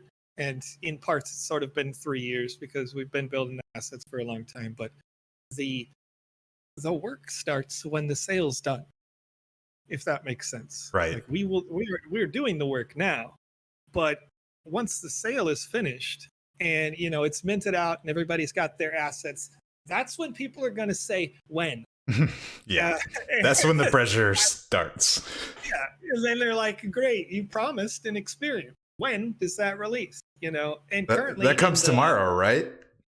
Yeah, exactly. And like in order to hopefully finalize a Q2 release of our first project in the sandbox game, which is the intent, the finalization of this sale gives us budget to pay people to finish building the project. We've already halfway built a project we called Seeker, which is, has Alex talked about this? I don't know if I want to spill the beans on it. It's a game that nobody's built in this genre before inside the sandbox. That's the extent that I think I can tell people about it. If Alex hasn't discussed it already. So Seeker will be very nearly infinitely playable. That's the intention. Different every time you play it. That's the intention. And we can have contests and competitions based on that replayability of that experience. And that contest competition can have a reward because we'll be buying back the Wizzy asset, right? So we go to market. We have utility promotion campaigns that are set. So anyway, yeah, can we play it together? It is designed as a single player experience, this one. However, other experiences will definitely be multiplayer. The prismatic Wizzy experience, I think, is going to be the most interesting experience and is designed to be a highly social experience. Though, while it will be social, it will also be super competitive because, of course, people are going to want to win the $75,000 prismatic Wizzy once we buy it back. So I expect it to be highly competitive, but so hard, you must co-op. All right, let's do the question. No, I love it. That was all from how long has this been in the works? So we got more than we asked for, and that's good. I'm interested to find out more about this Seeker project that's going to be coming our way. So I'm going to have my eyes peeled for that. I have quite a few more questions, so we're just going to keep on cooking. So next one. How big of a team do you have and plans to expand after Mint, or already have the team in place? Currently, the team that we have is actually built for the quality assurance process. So if you don't know already, the council has one current primary function. The sandbox game actually hires us, the council, to be quality assurance testers for their product, where we are most of the entire pipeline for games releasing, from the let's test to see if you're a good enough developer to even make games for people like Snoop Dogg, Paris Hilton, Gordon Ramsay, what have you, right? And then after you're good enough to test, can you do it? Then you make a game, and we've got various levels, like you're terraforming. And we'll do a test and say, like, well, your terraforming doesn't have good flow for people, and you need to make this adjustment, right? And bring it back. And then we get into the very minutia of quality assurance to say, like, when I went and grabbed this banana off the ground because you pulled it down from the tree, and I picked up the banana, it didn't make a noise, right? And so we've got that level of testing. So we have a team currently of about 7 staffers, some of which are very highly skilled people like Half Dork, who's in the chat right now. Obviously, we've got myself and Alex Camisaze Flores, who've been in the sandbox game ecosystem for years and years now. Panda Pops, who's been in the sandbox ecosystem for years. We've got Rad Condad, who was he was my co-host on the GMAE stream, who's doing QA. We've got Julian, Sam, other folks that you may have seen in the chats past, and we are working every day on different kinds of projects internally for the sandbox. So for all of the aspects that are sandbox game related, we've got a person who can fit in the box. But yes, with this project, and you can see it in the white paper, you can see it in the spreadsheet, we have budget going towards staff, right? Because that's huge. That's super important and necessary. If you want a project to be successful, if you want something to work, you have to be able to pay people to do work. So we've allocated a budget to do that for artists, narrators, designers.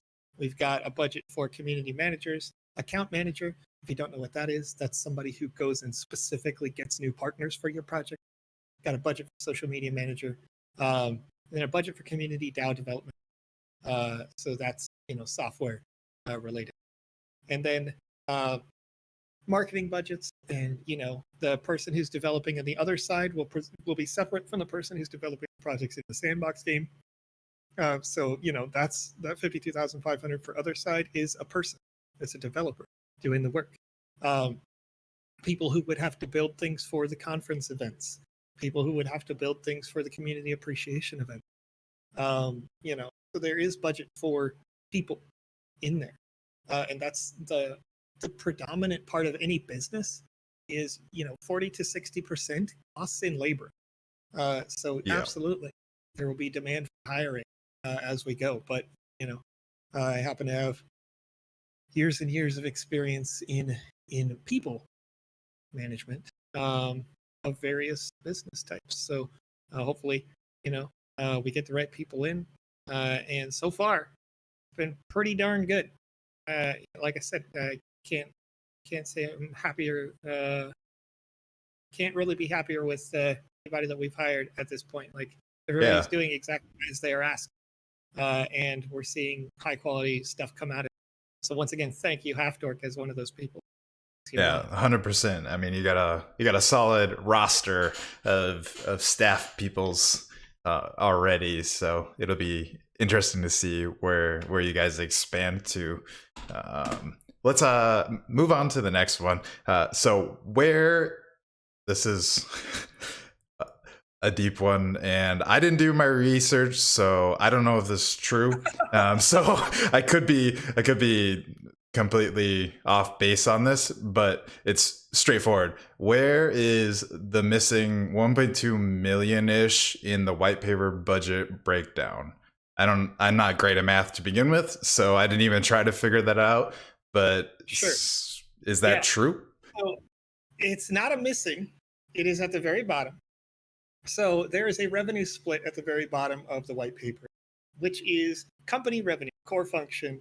Investment revenue is the listed 50-50 with $1.75 million. So this is the profit and loss part of the books, right? When you operate a business, depending on the local laws and jurisdictions, these expenses go to a lot of different things. In a business plan, you would call this an EBITDA, earnings before interest, depreciation, taxes, and appreciation. Or amortization. I'm sorry, the last word is amortization. So that $1.75 million, depending on how the accountants at the end of the day assess this taxable sale, could literally almost all go to tax. Yeah. To the extent that in the United States, taxable income, depending on how these taxable events occur, would be 37.5%. So where that line item is about 50% of the total budget, it could all just pretty much disappear. So that is not missing per se, but it's a question mark at the end of the day. And then beyond that, obviously some of it is going to be administrative expense. So literally myself and Alex and anybody who's actively working on the Wizzy project is going to have wages expense. It's going to be different than the experience artist, the experience narrator, experience design, all those things that I just mentioned. It's going to be different than that. I think that's a fantastic question, though. Really, it is super important to understand and to have full disclosure on where all expenses go. And something that we're going to continue to do on a quarterly basis is to, as we do get additional revenue in, share with the community what those intentions are. Because as I mentioned with the Star Atlas crew, one of the things that I loved about what they do is they're fully disclosing with their balance sheet. They're fully disclosing with the behavior of their economy. And I think that's something that we can do in the council. So at the end of the day, if we have the core function company revenue, and let's say we get really lucky and they consider it just sales tax in the state of Connecticut where our business limited liability company is established. If we get really lucky, then that could come down to as low as like 7%. Mm-hmm. If it's just basis on a sales tax. And then that's more money where we can ask you in the community, okay, we actually have this, and we didn't expect to have that. What do you want to do? Where do you want to go? Like, do you want to have a Wizzy experience conference in, Sao Paulo, Brazil, or do you want to have one in Japan when we go to Tokyo? Do you want to go to Lisbon or something like that? Do you want more representation at conferences the same way that Sebastian does it right now, where we go to just kind of like not necessarily do like community celebration sort of, but more like we're showing up at every NFT conference to get more exposure.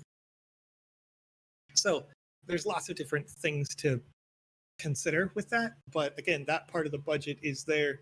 And if I wrote it out in full detail on that, then I would be in part writing it out without all the full scope of what, like a accountant will come back. What's actually going to pan out. Yeah. So I put it at 50% down there so that there was no like, oh shit moment, because I think that's what good business is, right? Good business is making sure that you cover yourself and you cover everybody who's reliant to the best of your ability. And then we can take, the remaining of that budget project. For sure. I mean, not that this is the same thing, but I don't know the exact number, typical, but when people cashed out of ETH, which it was a way more ETH than you guys are gonna make on this sale, but he had to pay like $50 million or something in taxes. Like it's crazy, and I mean, I think it's easier to know whenever it's ETH how much you're gonna end up having to pay. But yeah, like when it's something associated with this kind of sale, I feel like accountants are all across the board on how it's going to be handled, and that's about all I can say on that because I'm dumb in that world. No, I mean the thing is like we have the advantage that again we are a limited liability company, and this falls within our purview of like what we already do, right? And that's one of the ways that you cover your ass is you establish yourself as a business and you don't take it as an individual. Because if Joe sold all of these, then the tax rate would definitely be that 37.5% at the end of the day for these sales. Mm-hmm. And then that would mean that Joe's personal income would be relatively small compared to the sale. And everybody would go like, oh, well, like one of the things that pops up is people go, oh, well, you sold, $3.5 million worth of these assets. Like now you have $3.5 million. But that's not the goal. And that's not the reality.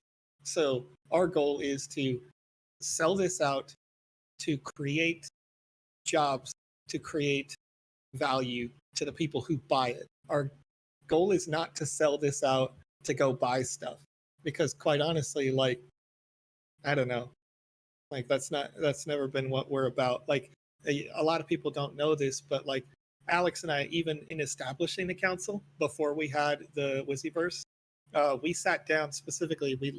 I'd made another spreadsheet, which is what is our expenses for how much, are we going to pay people based on this budget that we had when we first established. And we specifically looked at both of our potential pay and the industry standard for the kind of job that we did, for the number of people we had staff. Alex should have on average paid like double we did. But I put it out on a spreadsheet and I said, if we pay ourselves that much, then it's actually other people who are working for us that are paying our wage instead of our labor earning that money. And both of us were like, nah, that's bullshit. We're not going to do that. We are going to get paid what we work paid. We are not going to make other people work to pay us. You know what I mean? Right. So we try to be fundamental with the spreadsheet. Make sure that as many dollars as humanly possible go back into the labor that gives you utility, the labor that gives you value, goes back into giving you rewards or discounts on the merch or whatever we can do as often as we possibly. And again, I'm going to have to continue to do that quarterly basis based on how much secondary volume we do, because if we get 1,000 ETH in turnover in the first week on secondary sales, then that's another 50 ETH that goes into treasury, and that 50 ETH needs to be distributed to the community via rewards or events, whatever we can. Great question. Beautiful answer. Here's one. I'd ask to know more about, this is from Twitter, I'd ask to know more about the Archmages, especially the Prismatic Wizzy, and what role they will play in the Wizzyverse. Can you spill anything about Archmages? Yeah, well, okay, so as I mentioned sort of earlier in the podcast here, the Archmages are the lore core component. Like, this is what we talk about when we make an experience. These Archmages are critical to the creative fundamentals that Alex has built with you, with the community, has built in his mind. Like, I don't know if you've ever seen like I think the characters, there's a guy who's like, he looks kind of crazy and he's got a Sharpie in his hand and like a board with a bunch of like tacks and like lines connecting all the characters. Like, oh, you'll never, Yeah. That's sort of what Alex's like mind works like when it comes to coming up with the lore for the Wizzyverse, right? But the Prismatic Wizzy is it is the offshoot by which, and I might correct me, Alex will have to correct me, and he might kill me for this if I'm getting it wrong between this one and Wizzy the Blue, but it's the offshoot by which all other Wizzies have come to be. The Prismatic Wizzy is like the core main OG wizard, and then the others, whether you're part of the, when he was creating guitars, or I'm sorry, the assets that you can now, or or you've gotten for free, or you're talking about the 10,001 total, right? These are all not derivatives of that Prismatic Wizzy, but they're all also that Prismatic. But now, is fragmented itself. If that makes sense. It does. So all of them are connected in that way. And the ones that are solid color, right? Was either black, blue, orange, green, red, the sort of enhanced versions of those, like the purple overpowered and the overgrown green. The like there's so many of them, right? That all of those again are just like amalgamations or pieces of what was a spell gone wrong. So I think you're going to see that flesh out as we continue to build these experiences. And I'd love to give you more information about those. However, Alex has it all in a single document in his computer that we talk about intermittently, but it's his baby, it's his lore, it's his character, and I don't. There's so many times where we have these conversations, and he'll be like, "What do you think about this?" And I'll say like, "This is my input, but it's your baby. You're the creative behind it," and he's a great creative mind. So I love to let him file. 100%. I'm gonna do probably 2 more questions, and then we will do the giveaway, and then we will wrap things up. So where did it go?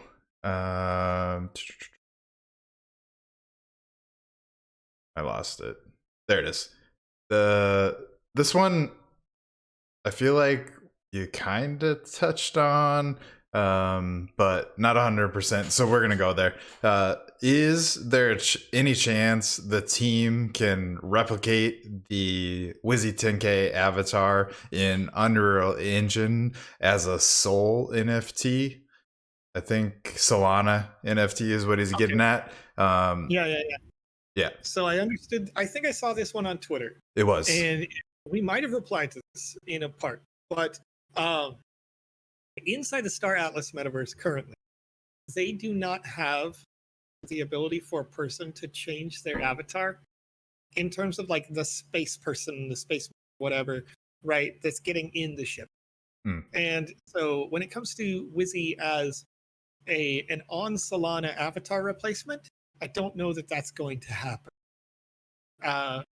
However, if at a certain point Star Atlas says, we're going to let you customize your avatar to look like any old thing, whatever you want, then we can do the work to do that.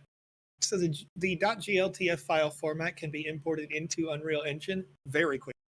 Super easy, barely an inconvenience. You get a texture map, slap it on that bad boy, it looks exactly like yours, and it takes very little development. Unreal Engine is notoriously easy to do that on. So given that opportunity, we will do that. Word. Also, further, if we get the opportunity to make custom skins for assets that you own in Star Atlas, or for the clubhouse, or whatnot, in the future of Star Atlas, then we will leverage that as well. So if maybe you can't get your Wizzy as your avatar, it could potentially be that you get your Wizzy as a one-of-one skin for your ship. Because we will be continuing, as I said before, to do those ship giveaways. So maybe we could give away the ship and commit a dev budget to translating your character on the skin, the texture. Yes, I've always thought that would be cool. Like whenever I think when most people think of interoperability, it's the asset, the gun, the skin, whatever, translated the same across all of the different platforms. But really, like, it doesn't have to be that. It could be your Wizzy is now a race car in this game and a spaceship in this game, and it's unique to that exact NFT or whatever. So yeah, I think that would be super cool. Yeah, and I think that's it, right? Like the initial proposal that we got from the Star Atlas team was the Wizzy Blue asset on the side of the ship, and so we were talking to them, and currently, they don't have it, but Unreal Engine has it, and know it. It's also possible that in the future you may be able to see animated skin for your spaceship, similar to what Rocket League does, right? And so, again, it's really up to what the community does, and why can't that be an airdrop if we have the budget? If you look at, as earlier that mentioned, 1.75 million out of the 3.5 million that should be earned from the project. That if we find a bunch of extra cash there, why not give more benefits to people that are different, unique as they are available? So, it's all about clear and open communication as we can develop going. 100%. I lied. We're gonna do two more questions. So let's go. The first one I'm gonna hit on is what happens if the collection doesn't mint out? Is there a game plan for that? Yes. So as you've seen on the white paper, again on the spreadsheet page, there is a line item that says expense share. It is column D all the way down.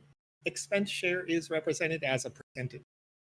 So in terms of the revenue share, right, to the community, the project builds, we'll look at it in certain priorities, right?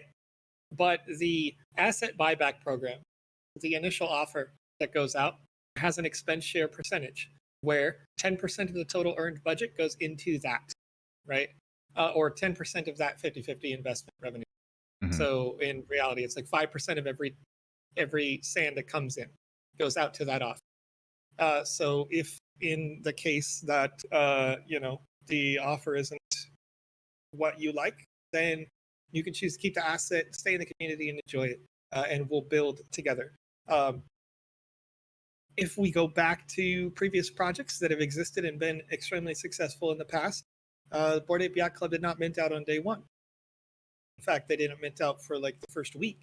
I was gonna And say, a lot of yeah. people, they talk about it when you go into their spaces. They're like, yeah, I mean, we were just vibing and having a good time, and then all of a sudden we had those Twitter spaces go out there and build. And so when you look at this plan in the marketing, you've got utility promotion R1, R2, R3, R4, pre-launch R1, R2, R3, right? Those budgets, those dollars for brand awareness, utility awareness are going to continue to be spent. We're going to continue to go out there and talk about this product, whether it fully mints out instantly or not. However, I can say that I've already had people of significant influence asking, when do they mint? How can I buy one? And also, very few people that I've seen to our Discord. I mean, maybe it's one or two out of, we've got like 400 people in there right now. One or two that have been like, costs too much based on its value.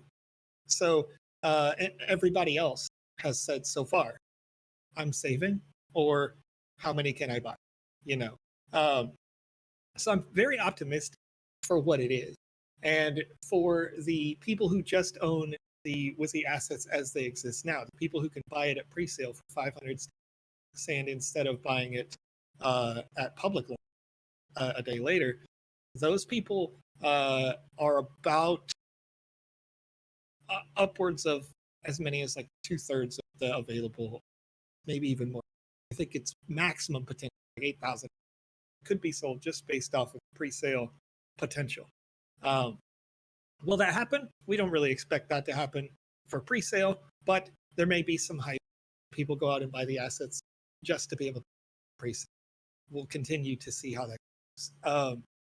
I actively am going to be using the time like we're doing now, right, to be in podcasts, be in Twitter spaces, be in conversations about what we're doing here with increasingly higher and higher influence as possible. The official Sandbox Marketplace tweeted out, retweeted on our Prismatic Wizzy when we asked, is this the highest value asset will ever be in the Sandbox?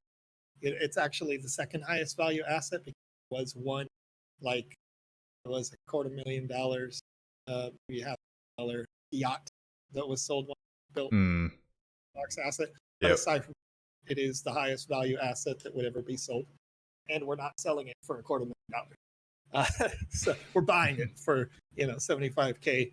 Again, assuming a full mint out. But yeah, so I think it's gonna be great.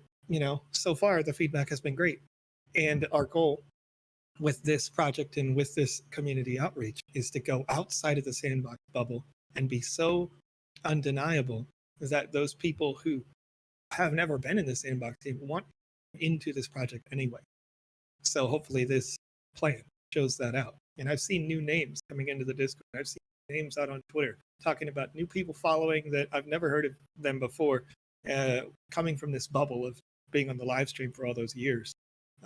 So I think it's working, and I'm seeing it. So definitely. And I mean, obviously, I think you guys, whoever else is going to be doing it, getting on as many different shows and stuff, especially outside of this ecosystem that we mainly hang out in right now, is definitely going to be a crucial piece of that puzzle. But you got that on your radar, so.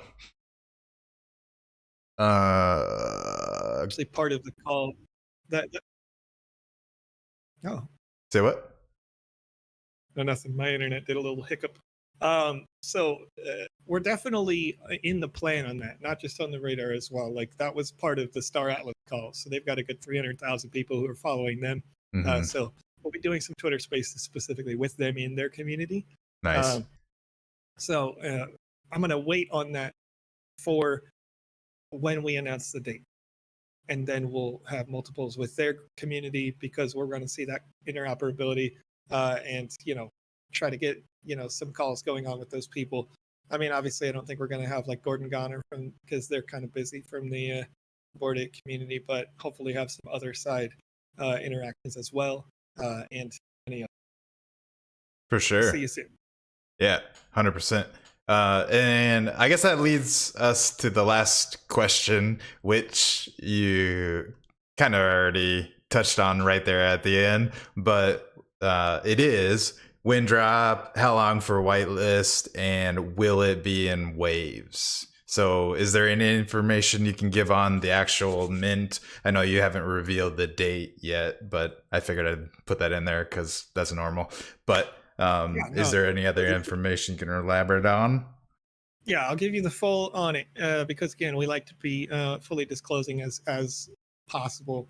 The assets that we have on going up on Twitter right now, all those assets that have the black outline need to be created straight up, right? But when it comes to asset development, what the process that we like to go through is we'll have a concept creation, and then we'll have a feedback phase, and then we'll have a refinement of that. We'll look at it again, then look at it using light tracer renderer, see if there's any flaws in that, fix it. Now that's done, right? Have those finished. And the components of those pieces, to the extent that those components are used for the new uniques, I'm talking about like like we're giving away the purple hat here today. There's a higher level version of that hat that only 10 were ever made. That hat inspires a new version of Wizzy the Purple that is a higher level version in terms of like the fidelity asset. It looks a little bit different, maybe a little bit more wild, in a good way, I think. But so we concept those things and then we shop it around between all of us that work in the council, and we kind of go like, I like this, I don't like this, whatever, and we rebuild them. And so all of those assets, 90% of those are already finished, but we're still refining a couple. And then with that refinement, we put it down into folders. If you've never minted any kind of a PFP project before or a 10K, all of your individual components go into individual folders, and then you take that suite of folders, sort of like a website, and you send it to the developers, and then they use those folders to generate assets. And one of the things that we're doing is making sure that if your character has this type of thing, then no other character can have that type of thing and also this one. Like if you have the arms, legs, head, then you can't have the same hat as somebody else, right? And so all of that, that's the work that's being done right. And so all that done, when it's 100% complete, then we can say, here's a mint date. That's so complex answer, but that's the nuts and bolts of it. Yeah, and that's kind of a tough process. I've been involved in a couple of those, and it takes a lot of work behind the scenes to make these randomizations actually work and work effectively. So I think and the core of it is that we don't want to promise a date and push it back, because I find that to be one of the most frustrating things in all of any kind of work, whether it's crypto or otherwise. For sure. If I promise a date, that's because the project, like I've already tested it to work, right? I've tested it to work, and then from there I gave it time so that we can talk about what it is. So yeah, I don't have a finalized date on it, but there was a second half to that too. Did I answer that? Yeah, it was, let me find it, I lost it. Oh, just asking about, is there going to be waves of the pre-sale whitelist, whatever you want to call it, and how long would the whitelist mint last? Yes. So 2 waves. Um, in wave 1, that is if you own the Wizzy assets, and there's a spreadsheet list that's on the Wizzyverse Discord. That if you own one of those whitelist assets, then you have a 24-hour advance period. So we'll give people good notice because again, that's planning well. We'll give people really good notice of the mint date so they can make their plans and be ready, right? But we told people about what the price is now so that they can save if they have to save or get as much sand as they want to get. And then the 24-hour advance notice, and then there's a public mint date the next day. So we expect to see, a few thousand probably sell on the advance notice or the advance sale for the holders that already hold Wizzy type assets. And then the public sale, expect to see that sell out on the public sale. The interesting thing about that mint, though, as I mentioned, I think earlier, is that it is minting in sand, yes, but also there will be a second option. So we're minting on the Ethereum main network so that people can mint in Ethereum straight up. So if you don't have or hold sand tokens, because maybe you're not part of the sand ecosystem, right? And this is talking about meta cross interoperability. This is our interoperability mindset. You can mint it in ETH straight up. And I forget the number that I told the dev day one, but it's either 0.2 ETH or 0.22 ETH. And the reason why we picked that number is that it should be a discount to mint it in sand. But if converting to sand is too inconvenient for you because you don't care, then 0.2 ETH will be good for everyone because that will just mean more value, more utility to the community. So up to that. But again, that's part of making it undeniable. Offer a discount, offer incentive for people to come over into the sand ecosystem to come back to our roots. And we'll use that sand to build in the sandbox game those experiences and use the ETH to buy the cross metaverse clubhouse and, all those other things that we do. Yeah, I like that. I was scrolling Discord one of these days, and I saw this exact conversation happen. And I think the way that somebody had answered, I don't know who it was, they were saying that it would be like ETH that is converted to sand at the same price. But I like the philosophy, I guess, about giving a discount if you are going to use the sand currency, and then if not, pay whatever premium for the ease of not having to go to Uniswap or whatever. Yeah, and I think that's like when you look at somebody who is just buying NFTs, right? A lot of people speculatively buy NFTs, they speculatively buy PFPs, and they don't care about sand. And, that's going to exist. That space is going to exist. People are going to do that with the Wizzyverse. Some people are going to buy these speculatively because they hope that they can get the Prismatic Wizzy or, any of the other Archmages. And I get that, right? If that's what you're doing, if that's your vibe, then we'll make space for that. You can just straight up buy it as ETH and forget about it if you want to, or love us, stay, be part of that community. Whatever happens in the end, we're just offering options because we want to make sure that at the end of the day, that's how every good community gets built is, like people, again, I defer to Bored Apes, but many other communities have done this. I just say Bored Apes a lot because I was in their eco quite a while. But their whole thing was just like, let's vibe, let's have a good time in here. And I'm hoping that will be translated once we get new people in here that have never cared about the same. Definitely. And I really like the approach of having those two different options. I think it'll, especially when you're definitely looking to expand outside of the sandbox ecosystem, it's going to be beneficial during the mint to have that option. And speaking on speculative buyers, like they're an important part of this ecosystem right now. They are probably a majority of this ecosystem, and that's all part of it. And to be honest, and I could be wrong, obviously, but I don't imagine this would sell out if you didn't get those speculative buyers' attention, which if it does start to get to the point where it's getting close to selling out, I would imagine even half, that's when speculative buyers really start paying attention anyways. So I think it's a good idea to think about them whenever you're doing something like this, especially at the scale that you guys are doing, because with the 10K, which that was another question, which I don't know. We're kind of coming up on the time where I need to shut down.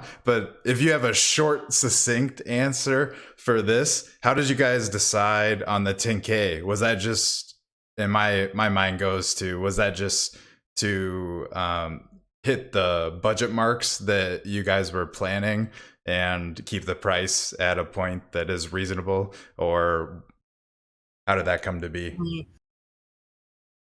Yeah, 10K was decided quite a long time ago. We're talking, I mean, again, we've been planning this for a really, really long time. Like before we had a plan, we were planning, if that makes sense. And, 10Ks, quite frankly, were popular. Yeah. 10Ks were selling like hotcakes. It didn't matter what it was. It could be literally a rock. Literally a rock was selling as a 10K, right? But a little deeper on that question, I saw somebody ask on Twitter. I didn't answer directly because it's better on a podcast. Somebody said, this project, Avatar project in the sandbox, didn't sell out and it had 4,000. What makes you think you can sell 10K? I heard that question. Mm-hmm. We could sell it out because we actually have a plan. We actually have utility. We actually have a team that can execute that plan. We've been here. We're not going anywhere. And we care. We're not trying to sell you on something, if that makes sense. Hopefully you've been listening to this and you've understood that we want to just build utility, and we genuinely just want to build. Like the money that we make here is not buying us stuff. It is No paying a Lambos? regular 5 wage. No, I don't care about a Lambo. Are you kidding me? I have a Toyota Corolla. You know what I mean? Like, that's it. That's my lifestyle. And I'm very happy with my Corolla. In fact, it basically drives itself. So I love that car. And I'm not trading it in for a Lambo, even if they made a Lambo drive itself. It's just not who we are. Alex drives a minivan. And, like, we're not going to do that. So, yeah, it's 10K is 10K because it's a 10K. Our job is to go get 12,000 people interested in it. Right. And I think that's very doable. We're well on the way. There's lots of people who have added the follows to our Twitter, lots of people who've added follows to myself and Alex. We have lots of bubble of influence, and we're going to continue to expand that. And we're pretty far away from the mint in terms of marketing. So got lots of time to really hype it up. I'll say now that I am intending to open a Telegram. So when I open a Telegram, I expect speculative traders to explode. That's where they are. That's where they are.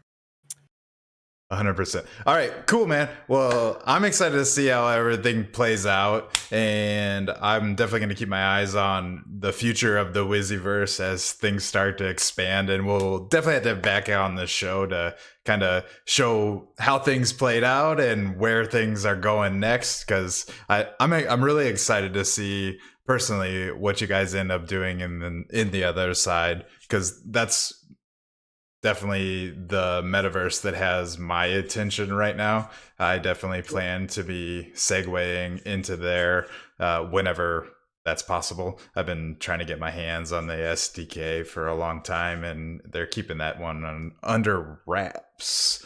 So yes, we'll get there. But one day, who knows? Anyways, what was I saying? Oh, giveaway time. That's what you guys are here for. So if you filled out the form that we dropped a little bit earlier, you have a chance to win one of these bad boys right here. Let me get the screen switched over. And we had a handful of entries. I'm going to pull this off screen just so I know that maybe there's information you don't want to share. So let me plug these into our trusty dusty wheel of names and give her a spin. Good luck, everybody. All right.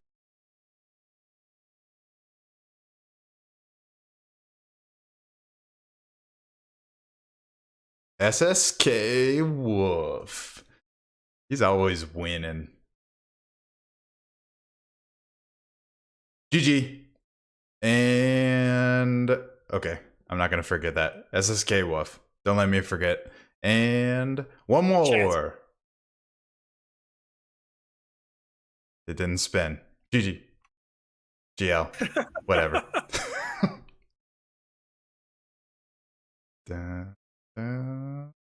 Oh, that was so close. Bjorn, you almost won. What? Maddox. Oh, the troll. Oh, man. That was so close. Oh, my gosh. Well, GG. Good luck next time. That was crazy. I was about to freak out. I was like, he said earlier in the chat that he hadn't won. And I was like, oh, here it is. Oh. Well, congratulations, Maddox Makes Art and SSK Wolf. Guys, I'm going to add you to the list of distribution for that Wizzy themed asset. If you have previously won the Wizzy themed asset in the past, then our previous rule for that on the official live stream is that you are not qualified to win it again. But in this particular case, I'm going to go ahead and override that because reasons. Because you have the authority. Yeah. SSK Wolf is a previous winner of the asset. So as I'm looking at the list, they won all the way back in, I don't know, forever ago. I can pull up the 30th. Oh, literally the day it was created, 7/30 of 22. Oh, dang. But we'll go ahead and override that. Give them a second run, unless I was gonna say wants to be so nice, and you could let me know if you want to redistribute that to somebody else. Just send me a DM. They literally have me on BattleNet, so you could let me know if you're interested. Perfect. Well, I'm going to give you the stage one last time. If you've made it to this part of the episode, watching the replay here live, you got all the information, but just give people one last plug where they can find you, what they got to do to be prepared for the mint that's coming up inevitably in the nearest soon future. And we will say goodbye. All right. So if you're interested in joining the Discord, you want to learn more about the Wizzyverse, you can read our white paper on Discord. But the simplest way to find that is to find us on Twitter. Go to twitter.com/thecounciltech, TheCouncilTech. At the Council Tech on Twitter, there is a Discord link that is pinned at the top, so you can come hang out with the community in the Wizzyverse. And if you already own a Wizzy asset, and you're thinking to yourself, how did I miss this Discord? You can select a role on there. We've got a bot that will automatically assign you a role based on the NFTs that you have in your wallet. So you can use that, and it'll assign you whichever role is appropriate to your Wizzy assets and show off with the community, have some fun, hang out. And then later, when that 10K project has minted, you will also get special exclusive roles based on which assets you mint. If you mint one of the archmages, do not, then you'll have special roles and special categories of the chat just for holders as well. So once again, you can read the white paper over there. If you want to follow me personally at TheVisionEX, VISIONEX, yeah, check me out. I usually tweet about all kind of stuff. If you want to know more about crypto, the cryptoverse, whatever's going on there, that's where I'll tweet about that. The accounts is going to stick pretty much with the Wizzy related things, maybe sometimes QA, sometimes featuring people like yourselves. I did ask the community as well, if you're part of the Wizzyverse community already and you have something you want to share with the Wizzyverse on the council official social media, then you can send a request in the Discord, and we will review that material and potentially feature what you got, what you're doing there on that official Twitter. But Crafter, that's about all for me today, sir. I really appreciate you showcasing the Wizzyverse on the show. It's been great, a lot of fun. Heck yeah, man. It's always a good time chatting with you. And before we say goodbye, SSK said somewhere, oh, I pinned it, that they will be doing a giveaway over on Twitter. So FYI, people seeing this right now. Oops, I didn't paste the right one. But here's their Twitter. Go follow them so you don't miss out on that giveaway for another chance, Bjorn. And that's it. Thank you guys so much for being here. It's always a blast and great to have you guys in the chat. If you're catching the replay, smash that like button, subscribe, do all that fun stuff. And we will catch you on the next one. Peace. Bye.